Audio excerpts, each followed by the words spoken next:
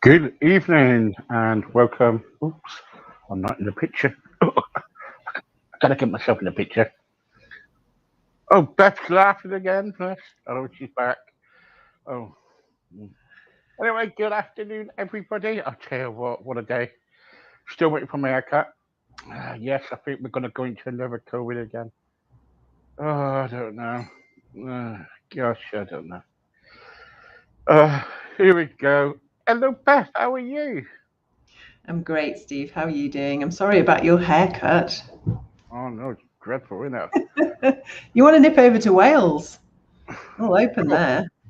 yeah, I'm thinking about going to Wales actually. Yes. Um, if I leave tonight, I'll probably be there next week. Bit of a trek.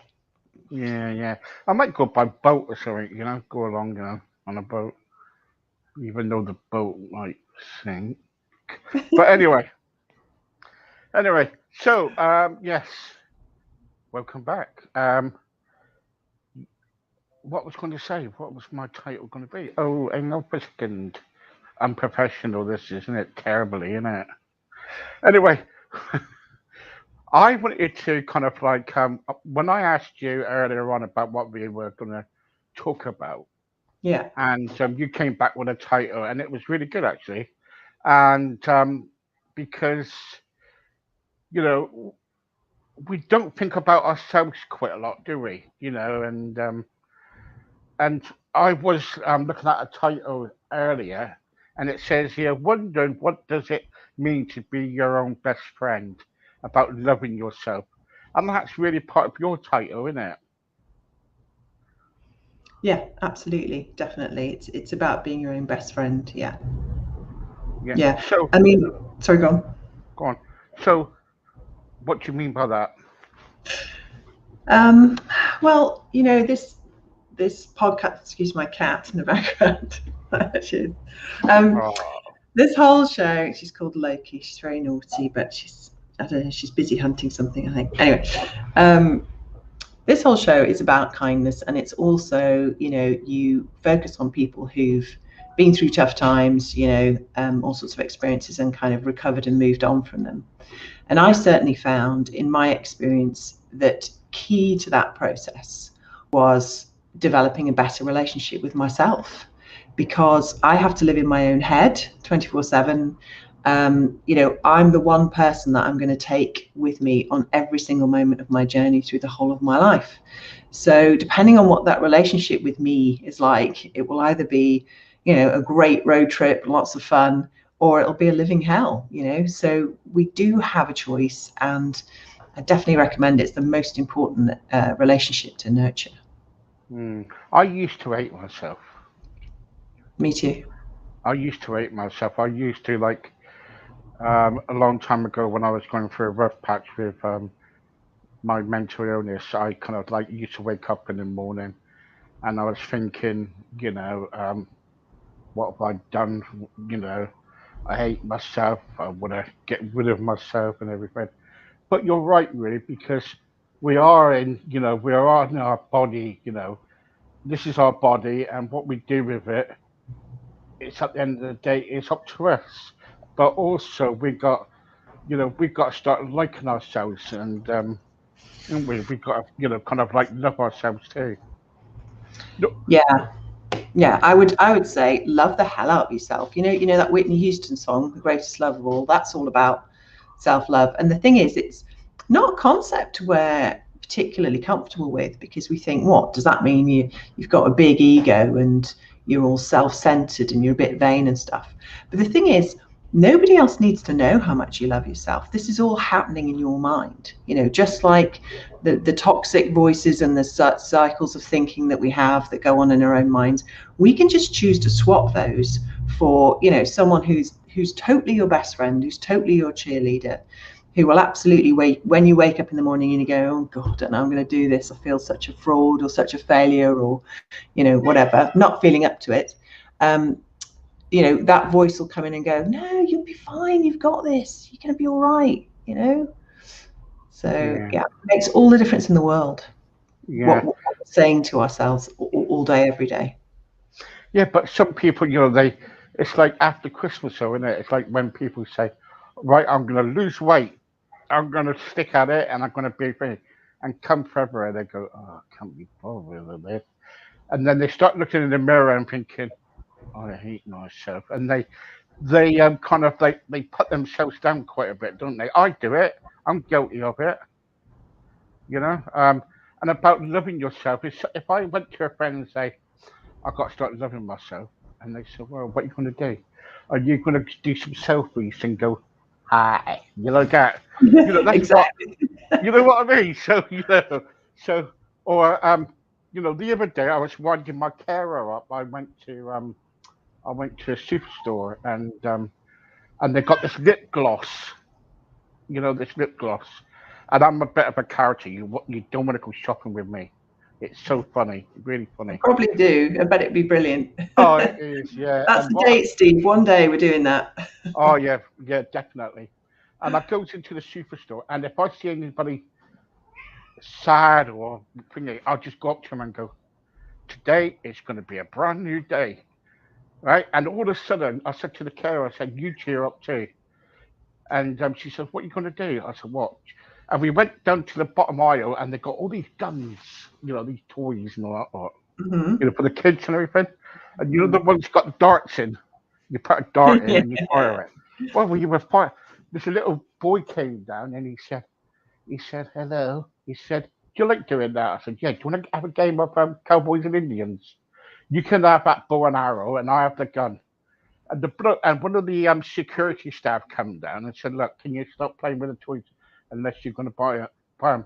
I said, but demonstrate and I'm cool, be cool. And he started laughing, you know what I mean? And we do. We've got to start kind of like enjoying life and be ourselves, basically, and love ourselves, aren't we? Yeah, you're right about enjoying life. I mean, this is it. This is the movie. It's happening now. We don't get any sort of retakes. This isn't just a read through, as the Red Hot Chili Peppers would say. So, we absolutely need to enjoy it now. And it's just about giving ourselves permission. You gave yourself permission to go and start playing, Cowboys and Indians or whatever it was with that little boy, and we can absolutely do that, because often, the judgment that we fear, it's not really judgment from others. It's more, again, that voice in your head that, long after you've walked away from a situation where maybe you've not performed optimally or whatever, it didn't go quite as planned. It's you that's saying it. It's often you creating and imagining the thoughts that other people are probably having and then saying all that to yourself. But that's all you. It's very rare that people actually come up to you and go, oh, you made a complete mess of that, didn't you? Usually it's all you. And that's why transforming that relationship so that the voice inside you is more positive is absolutely key to, building self-confidence and building self-esteem. It's absolutely life-changing. And, just think about the people you choose as friends, the people that believe in you, that have got your back, that are good fun to be with, that you can tell anything to. Can you do that with yourself? Do you trust yourself? A lot of us, we struggle even with something like admitting to ourselves when we've messed up, admitting to ourselves when we're wrong, because we fear that inner judgment. But if we can actually start being honest with ourselves, and it's all happening inside, no one can hear, there's no CCTV, Google isn't watching, if we start doing that, then we're having a more honest and relationship with ourselves, and therefore that builds self-trust and self-esteem. So, think about the qualities that you look for in a best friend and ask yourself, are you doing that for yourself right now? Because if not, is something you want to work on, because you spend all day, every day with you. Yeah, I know. I tell you what, I went out. The other day, and I think it was last week. Yeah, last week. I went out on my own, and I went down by the seaside, and I was just kind of like reflected, and just I was there on my own, Mm-hmm. and I thought to myself, "This is good. This is good." Then all of a sudden, I went by, and I saw a reflection of me, and I was thinking, God, if this is going to be me, then it be. Let it be. Why should I change for everybody else? And if people don't like me, and that's the way I'm going to be from now on. So anybody out there who don't like me,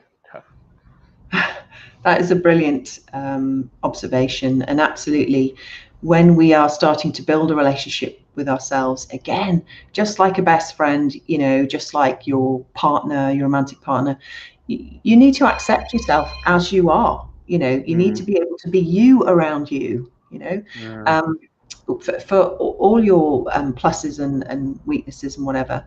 And if you can love yourself the way you are now, so many people go, yeah, but I'll get fit, and then I'll be able to love myself, or if I just get the job I know that I can get, then I'll love myself. It doesn't work that way. You have to love yeah, yourself first, yeah, and then when you're loving yourself first, then you can make change. Because like you said, you shouldn't have to change for anyone, and in fact you can't change for anyone else, because as we've said in previous sort of shows, change is actually quite a difficult and scary thing to do, and your unconscious mind doesn't really want you to do it without very good reason. And that reason has to be that you want to do it for you. You want to push yourself through those scary obstacles, those challenges, to get to the other side. And doing it for someone else, no matter how much you love them, it's never really a strong enough motivation. So again, if you do want to make changes, love yourself first, do those changes for you. yeah, yeah. You were saying something just now about admitting about you've done wrong, and there's lots of things in my life that I've done wrong. I've done some terrible things. I've done, and the trouble is, you get to a certain point in your life, and you're thinking, I've done that, and it's like I remember kind of like when I was around about 19 or 20, I got married, my first marriage, Mm-hmm. and because of alcohol, that ended, in one of those. And I'm looking back there, and I was thinking, well, that problem was me. You know what I mean? So I owned up to it. I was drinking quite a bit, and I remember going away to a rehab to sort myself out, and I had to. But it's and I think sometimes we gotta love ourselves, and before we can love anybody else. You're totally right. I mean, that's amazing what you achieved there, and it's so brave of you to be honest with yourself, and obviously share that here. And you're right. We must be honest with ourselves, and we're allowed to forgive ourselves. We're allowed to say, like, my problem, the things I'm not proud of is that I used to drink too much, but I mainly used to get really aggressive, defensive. I was basically scared all the time of people, and my tactic to protect myself was to go in quick with being aggressive to people, and I'd get wound up quite quickly and that sort of thing. So but I have forgiven myself for that, and it's the first step in changing, is kind of accepting how you are now and loving yourself anyway. So I'd say stuff like, yeah, okay, so you got totally over top there, and shouted and swore at so and so, and then I'd say, and I love you unconditionally. Mm. Mm. So kind of just accepting and acknowledging that your behaviour's not been optimal, but that doesn't change how I feel about myself. It just means that there's some stuff I need to work on. Do you love yourself? Hey, Do you love yourself? I so love myself. Yeah, Right. Okay. I do. I'm I just so answering love that question. myself. I love being me. I absolutely love being me. I don't want to be anybody else. And I say that to myself on a regular basis, no matter what kind of day I'm having, or in fact, I say it probably most if I'm having a day where I feel like I'm not being my best self. I'm just kind of like, yeah, but you know what? I love being you. I love it. You know, let's just carry on. Next thing. So, yeah. And it honestly, if you can crack it, it just makes life so much easier and so less stressful, because it's bad enough when you make a mistake, right? It's bad enough when bad things happen. It's bad enough when things go wrong, without having to give yourself the double problem of all the criticism and self-hatred and trying to replay it and all the things you did wrong and just focusing on what a bad person. It's what you make it mean, you know? So if you mess up, you know, instead of saying, you know, so that's it because I'm just a loser, I'm a bad person, you know, I tend to make it mean that I'm still a lovable person and there's something I can work on to be even more lovable. There's a bit of growth I can do for myself. You know, there's an opportunity. You are a lovable person. You are really lovable. So are you. So are you. you what's going to say, you kind of like, I want to kind of like come back into your bit about your life, what's happened in the past. Sure. You know, before you decided to love yourself again, did you go through a lot of guilt? What you've been through, you had to, didn't you? Go through a lot of guilt. Do you think what things happened? You know, I didn't really go through a lot of guilt because I didn't do too much. Like, I think I was ashamed about the drinking, but guilt wasn't the emotion that I felt. The main emotions that held me back were an awful lot of shame, misplaced shame. You know, I was ashamed that I'd been sexually abused. I was ashamed that I'd been physically abused. I was ashamed I'd been in a domestic abuse relationship. I was ashamed that I'd been raped at 16. I was ashamed of all of that, right? But those were things that happened to me, you know, and there was no need to feel shame, but I felt an awful lot of shame and I felt an awful lot of anger. I was very, very angry about what had happened to me. But I lived. Was that because you turned to drink then, did you? All that happened and you turned to drink? Drinking was my form of numbing out. It was my form of trying to seek oblivion, but it was also a form of self-harm because I'd act like an idiot, you know. So I lost friendships and things. I mean, there were other reasons I lost friendships. I lost friendships because I had depression and anxiety, and some days, you know, you make a plan with a friend and then when it gets to it, there's no way you can turn up at that venue or even get out of bed, or you know what excuse, don't you? You make it excuse. Yeah, you make, oh, sorry. And you know, I sometimes lost friends that, you know, I've been blessed that quite a lot of friends hung on in there, and I've still got them now, but you know, lots of friends fell by the wayside. And I lost friends because I couldn't trust anybody, because potentially pretty much anyone could be an abuser, particularly sort of men. So if someone just let me down just once, just a small thing, I'd be like, right, no, that's it, can't cope with that. You know, I couldn't cope with a mature adult situation where people have imperfections and sometimes they do mess up, but it's not personal. It doesn't mean that they don't like you or anything, you know. But yeah, so I think drinking and comfort eating were definitely my sort of self-abuses of choice, as it were.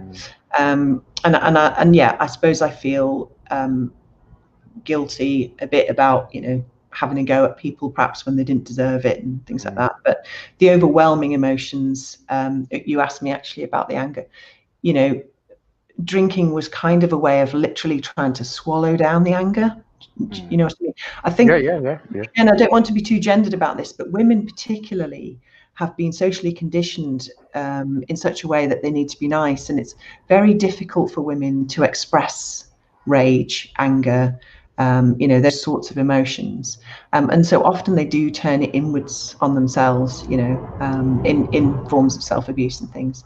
So yeah, so those were the emotions really that I had to get a handle on, you know. And I have to say that that's why I'm such an advocate of neuro-linguistic programming, because with my rage, I was scared about going too deep in therapy for so many years, because I felt like my rage was so huge and so uncontrollable and so white hot that if I let it out, it would just, kind of mess up my whole life. It would just be, I just wouldn't be able to handle it. But I actually did something called timeline therapy, which is a neuro-linguistic programming technique. And in 20 minutes, all my rage from all my life, from all that abuse, was gone.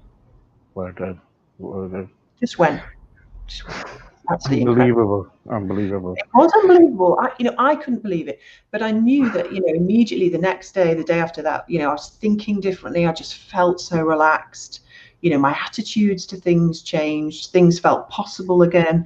I realized that actually part of my anxiety was kind of anger. It was sort of an anger fear thing. Part of it was, I don't trust myself in this situation. I'm scared to be in this situation because I might get really angry and make a scene or something like that. So that was kind of related to my anxiety. So my anxiety got a lot better, and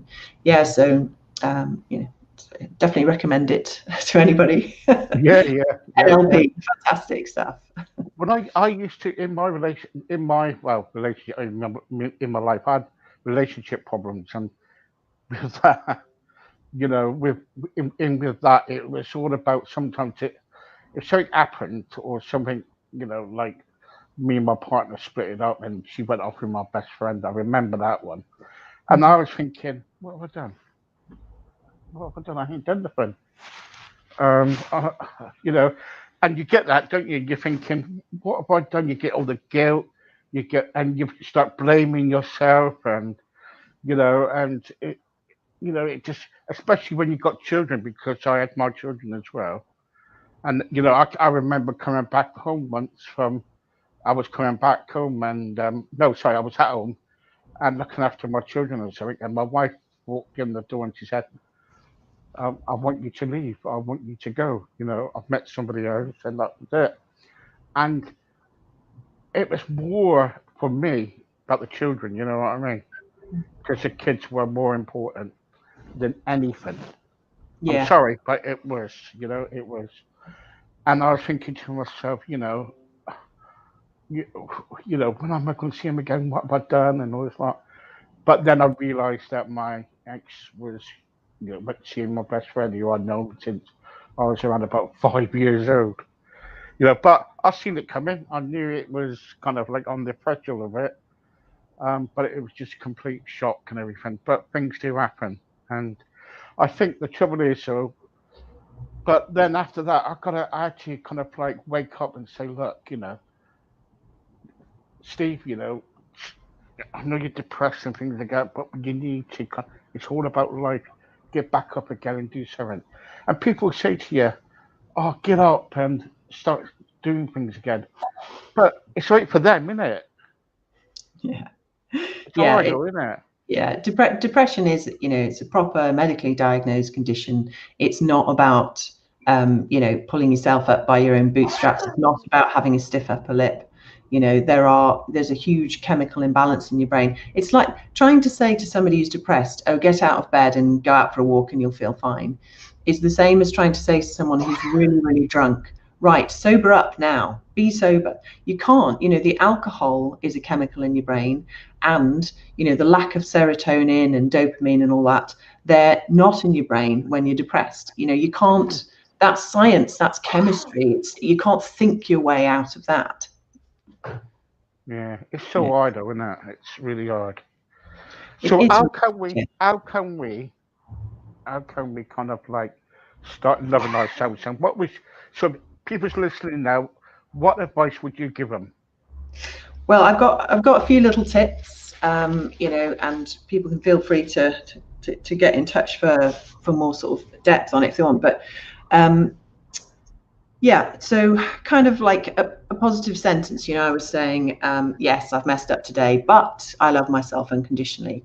Like a big but is really useful. If you use the word but in a sentence, it basically kind of negates whatever's gone before. So you want a huge Kim Kardashian sized but, right, in the middle of your sentence. So it's kind of like, yes, I failed today. Yes, I made a mess of chatting to my friend about something and I've upset her or whatever, but, I'm working on myself. I'm determined to do better. I like this about myself instead. I like the fact that I then, blah, blah, blah. So creating sentences like that for yourself where you admit, you're honest with yourself. I said it's important to be honest with yourself about how you've behaved, because that's kind of a relief then. Yes, okay, fair cop, I did this, but that doesn't mean I'm a bad person. I'm still a nice person. I just behaved in a way, that didn't work out, that I would choose to change, so that keeps perspective as well. Keeping it real. We're all conditioned to believe that things have to be a certain way before we can love ourselves, kind of like, well, you're only going to be successful if you have lots of money. You're only going to be lovable if you're a size 10. You're only considered clever if you have a degree, all these sorts of limiting beliefs. But if you actually look around at people who are loved, people who are successful, they often don't fit those ridiculous sort of models that we've been brought up with. So look around at people that and kind of go, who do I know who's doing their relationship really well? Who do I know who's feeling really healthy about themselves? Who do I know who's really enjoying their job? And look at what do they tell themselves? What do they say to themselves? Because that might give you some clues to treating yourself better. You can always provide your own counter thoughts. So every time you're having a load of negative thoughts, like, oh my God, I've totally messed up, this is going to be it for me, whatever, just sort of saying, yeah, or it might not be, or actually it's probably not such a big deal, or, any sort of counter thought. Again, this being your own best friend, so if you, when you go and talk to your best friend and go, oh my God, you won't believe what I did today, this happened, and they say, or your partner, yeah, but, what about this? What about that? You can actually do that for yourself in your own mind, and that's always going to be available to you. You don't need another human being to get that reassurance. You can start doing that for yourself.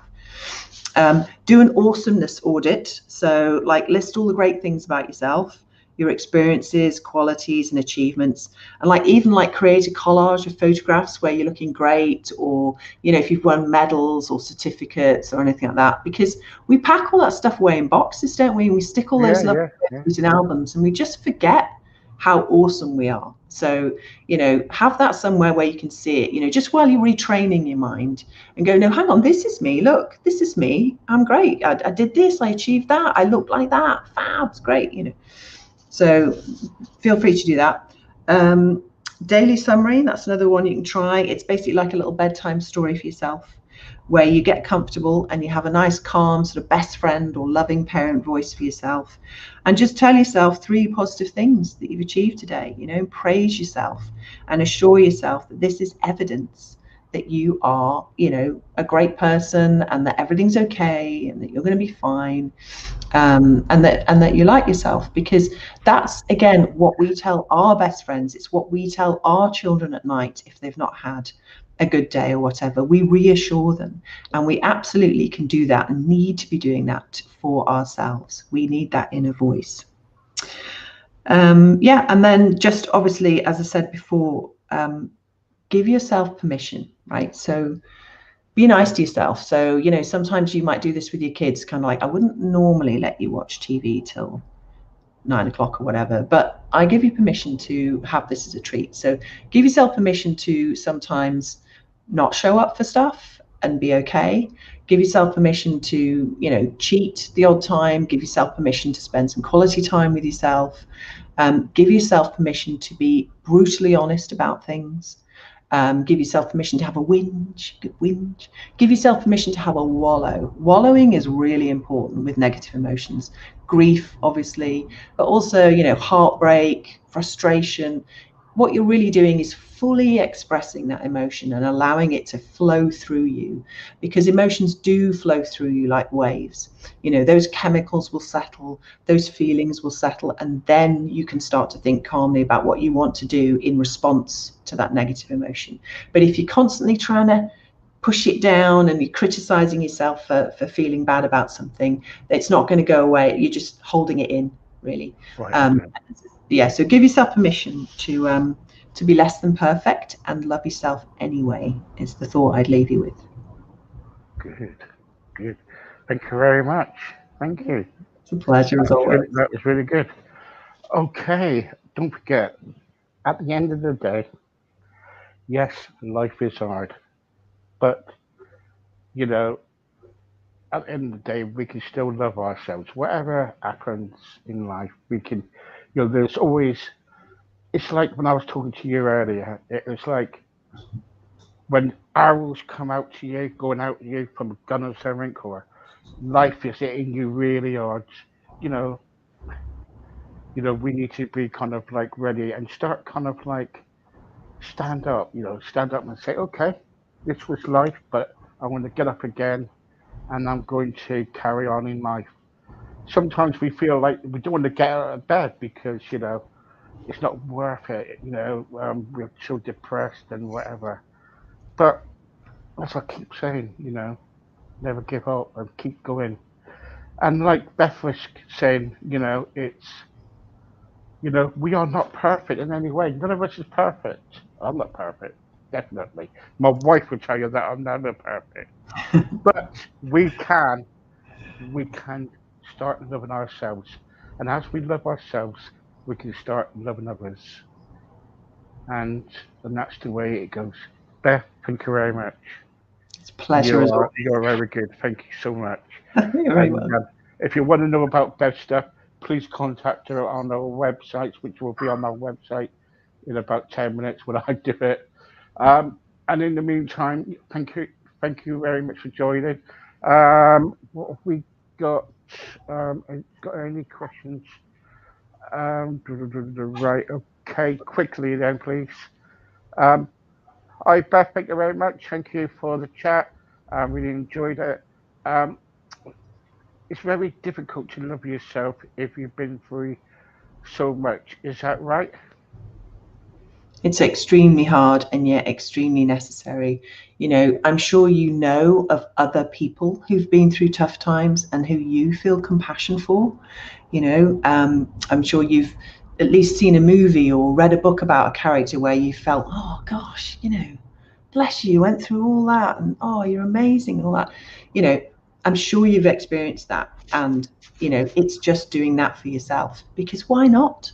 It's whatever goes on in your head is secret to you, but it's absolutely the most important thing. We spend our lives giving love to other people, but we forget to give it to the most important person, the person that we're with all the time, and that is ourselves. Yeah. Portia wants to know. Hi, Stephen, Beth. Great show again, as always.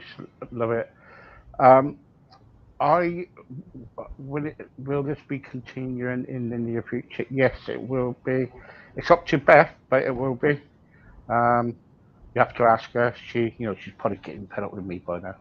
Oh, Um, is she asking if I'll carry on coming on the show? Well, yeah, of course I yeah, will. As long as you'll yeah, have me, Steve, I'll be here. yeah, yeah. So yeah, she'll definitely be coming back. I promise. Okay. And what else is it? Yes, thank you very much. Thank you. Um, it's very difficult when someone breaks your heart, but at the end of the day, when someone breaks your heart, it's repairable. I had to get on with my life. I have three children, all girls. Gosh. But at the end of the day, life needs to go on, and need to be. We still. It takes time to heal, but as we heal, we can start living again. That's very Oh, good. Thank you very much. Brilliant. that's lovely. Who wrote that? That is from Rachel from Derbyshire. Thank you, Rachel, Yeah, and thank you're you for that. absolutely right. I'm glad you're feeling better. Well done for getting through that. Yeah, that's really good. Beth, I've got to go, but thank you very much. as It's a always. pleasure always. All right. Take care then, lovely. Bye, Thank you. everyone. Bye-bye. Bye. Yes, life is tough. And thank you, Beth, for coming back on. Okay, guys, I'm going to be back around about what time's here? The next one, 8 o'clock. I'm going to be back for Susan Lee. But you will be able to watch Susan Lee at 10 o'clock when I put it on Facebook. But then after Susan Lee, I've got somebody else. So Michelle's going to come now and tell me who I got next. Tommy. So yes, I got Brilliant tonight, 9:30. Don't forget Tommy. And that's 9:30. 8 o'clock, I've got Susan Lee. I've got no one before that, have I? No. So it's Susan Lee, 8 o'clock. Tommy, 9:30. Don't miss Tommy. He's really good. He's got all the puppets and everything, and I act like a child, my wife says. But in the meantime, guys. Jay Edwards. Oh, yeah, and Jay Edwards about 11 o'clock. Yeah, I forgot about him. Jay Edwards, 11 o'clock. So don't forget, 8 o'clock, Susan Lee. 9:30 is Tommy and his puppets. And at 11 o'clock, you got, you got Jay. Okay, Jay Edwards. Thank you very much. Bye.